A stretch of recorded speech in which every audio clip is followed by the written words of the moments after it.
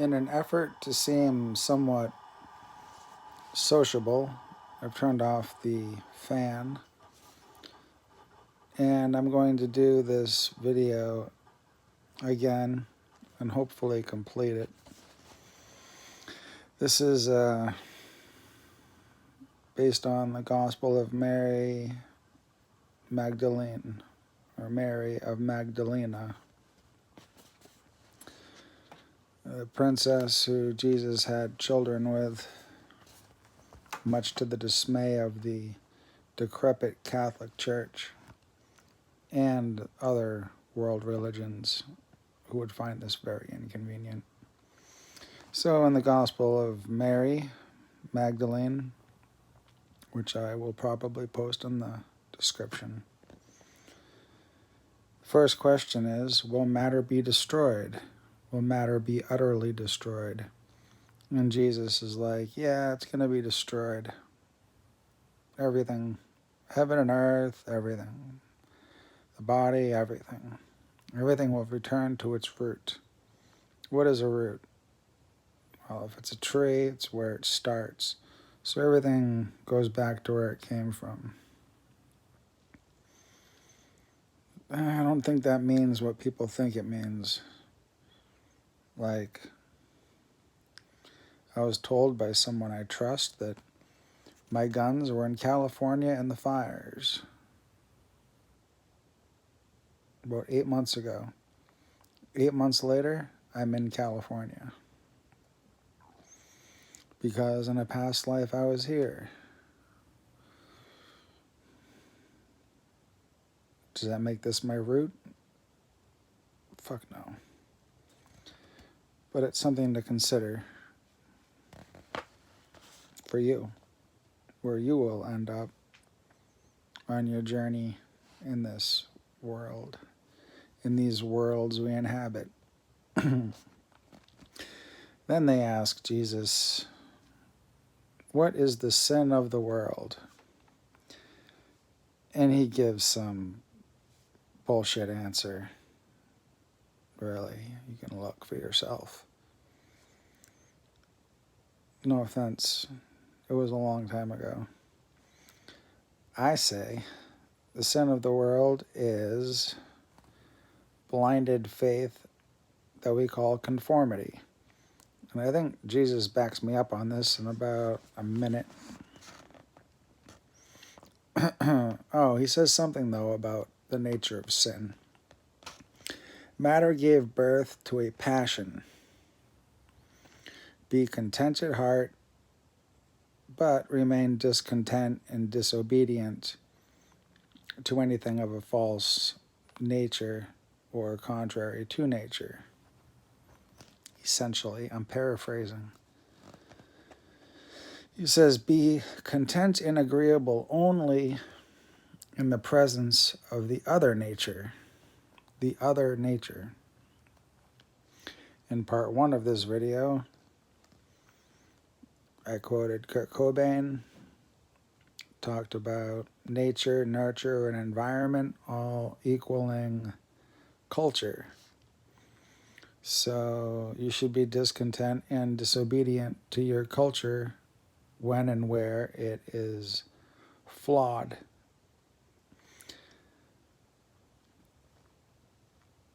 But what is your other nature? I mean, it might sound egotistical, but some would agree I have the photos and scars and medical records to back up what I'm saying. Some wouldn't, maybe.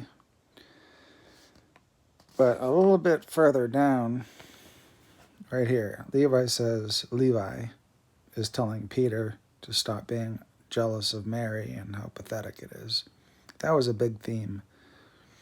Disciples being jealous of Mary. You're petty men. Jesus is straight, and that's his wife. Of course he loves her more than you men. Was that actually difficult for them to figure out? I don't know. Whatever.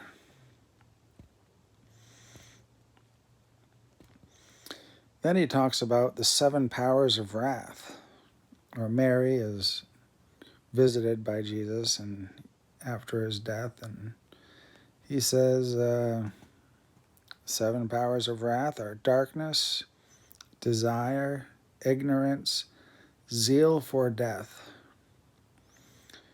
realm of the flesh, foolish wisdom of the flesh, wisdom of the wrathful person. Those are some loaded concepts. No wonder nobody talks about the Gospel of Mary. The church wants to act like it doesn't exist. 7 powers of wrath. And in the Gospel of Mary, when Jesus is ascending through the clouds or whatever, he's accosted by divine beings. And they're like, why did you murder? And I'm like, wait a minute. Gospel of Mary, I've read it before. But it was only today I realized it says, Jesus is saying, I'm a murderer. I've killed people. And when I was rising to heaven, they were like, hey, Jesus, Yahusha, whatever the fuck we're calling you today, you're a murderer. And Jesus is like, yeah, but I'm done with that now. You know, I did that for God, and now I'm going to heaven. Fuck you very much. What I read today and based these notes on wasn't the complete Gospel of Mary. I read the complete Gospel of Mary. I don't have it in front of me, and I'm glad. It would take a long time to go through that whole thing. But let's look at these. So Jesus was a killer. Murder, justifiable homicide, warlord. Messiah means warlord. Jesus had an army. Jesus was a killer. Messiah means warlord. This is fact. Gospel of Mary is the only book I know of where Jesus is like, yeah, I'm a killer. And who would tell us the truth about this? The Catholic Church? The Jews? The Jews are scared shitless of a warlord Jesus. They should be, right? The other one who called him a Messiah, which means warlord. Or did they? Apparently they did. They are a bloodthirsty bunch of savages. Totally without morals or scruples. They want to survive their precious life. It's fact. It's fact. So darkness is a power of wrath. If you put people in the dark long enough and you feed them shit, they will become mushrooms. Some mushrooms are poisonous. Desire. If you withhold what I desire, I might be upset. But if you withhold from me that which desires me, I may get wrathful. Ignorance is a power of wrath. People that are just dumb. Or choosing to be ignorant earns them wrath. Zeal for death. I think we know Jesus had a zeal for death. Whether he was a killer or not, I believe he had an army, mainly of women with daggers, but they dragged along plenty of husbands. And he chose death over a Pyrrhic victory, where both sides lose so much it's not worth the fight. So he had a zeal for death. I mean, that's a suicidal thing to do, to be a warlord and raise an army and challenge the world. That's a bit suicidal. You could say it's homicidal. You could say it's justified homicide on a massive scale. But it's a zeal for death, his or otherwise. The realm of the flesh. Well, We can't disagree with that. In the realm of the flesh, we have all the ideas that drive the passions that could incur or cause or earn wrath. Foolish wisdom of the flesh. Foolish wisdom of the flesh. I'm sure I'm just full of insight into what that means, but I can't think of it at the moment.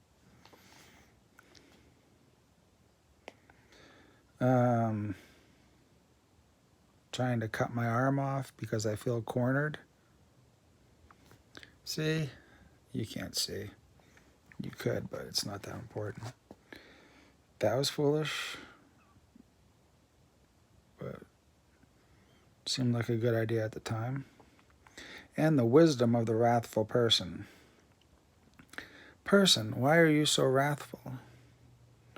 I'm wrathful because of all the reasons that anyone in the world, if you ask them what they think is going on politically, politically, they would give you all kinds of reasons to be wrathful. Of course, nobody asks them why they're angry. They don't really want to know why you're angry, because you might be right, and then maybe they should be angry too, and then maybe they should pick up a fucking sword, machete, flamethrower, M240, AC-10. It's a military helicopter. That's the type of wrath I'm talking about. Okay, so then in the book, Gospel of Mary, Peter gets jealous of Mary. Levi says, clothe yourselves in the perfect human. Right. That Revelations 12 alignment, the part of it that seems relevant to me since I photographed Mary at my house 4 days later. If you believe I did, that's cool. If you don't, whatever. She was like 100 feet in the air, 80 feet. I knew God was there, I'll tell you that. But the Revelations 12 alignment, so I'm saying that 4 days after the Revelations alignment, she was at my house. She was the virgin, and the virgin's cloaked in the sun, and I'm the sun. The Son of Man, the total bastard creation of the sins of the world, maybe, to some extent. Sure, that's true. Do I think she's inside me? Absolutely. I know it. Does that make me clothed in the perfect human? I don't even know what a perfect human would be. Or how, I don't even understand that. And then in the next video, I can go a couple ways. Mankind's laws, which I have a lot to say about, but I haven't researched it. But the three main topics there are sex, murder or violence, and then even dumber laws, like red lights and stupid things we don't need. Then we get into money. But when you get into money, it's like, you can't have laws about money. Why? Because greed is good. Isn't that basically the rationale for greed? Endless, nameless. Yeah, hello, obviously. That's a situation. And the other angle to go, and I have a lot to say about this, is fallen angels and angels. I listened to a 3-hour, 44-minute, 7-second argument between this guy, Austin Bennett, and this other guy, Remy. And it wasn't until I wrote, please end this call, that it finally ended, which was strange, but my God, it had to happen. So it was very educational. And if I had to just give a quick recap, as if Austin cares what anyone says, which he may, I would say Austin Bennett is a blatantly fallen angel who's serving a purpose by saying the Gospel of Enoch is bad. The book of Enoch is bad. And then people will go and read it. So it's reverse psychology. And he's crucifying himself by taking a idiotic position, which is could be very meritorious. But to say that you're born again in Christ, so you have Christ in you, and therefore you're Christ, and you're more pure than Enoch, and then say that you bow down to Israel when Israel is supposed to bow down to Jesus. I don't think you have the Spirit of Christ in you, dude. I think you're a putz. If you're serious in what you're saying, Austin, you're a goddamn moron. But I'll give you this. What are the names? Josephus and Josephus, the librarians. I'd say that, Austin, you and Remy had some really pretty solid knowledge of the Bible. I would remind you, Austin, that there's the letter of the law and the spirit of the law. That's something that mankind has clearly forgotten. In that video about angels and fallen angels, I might find it difficult to keep my cool, and one of my good qualities is I can talk about just about anything and not get angry. When it comes to angels, it's a little more difficult for me. So we can talk about the laws of man versus the laws of God, or dive into the fallen angels and the angels that fly to earth, and then we're like, they fell, they're demons. And then the angel's like, fuck you, I'll show you a demon, motherfucker. So I don't know, it's just an idea. These are ideas, and I'm sure I'll do more on Gospel of Mary because I love Mary very much. You know, Calico Jack, when he was a pirate, he had two. He was the first pirate to have two females on board, Mary and Anne. And that could be a coincidence, but I tend to think it's not. Just saying. Coincidence. All right. That's all for now. Thank you for your time.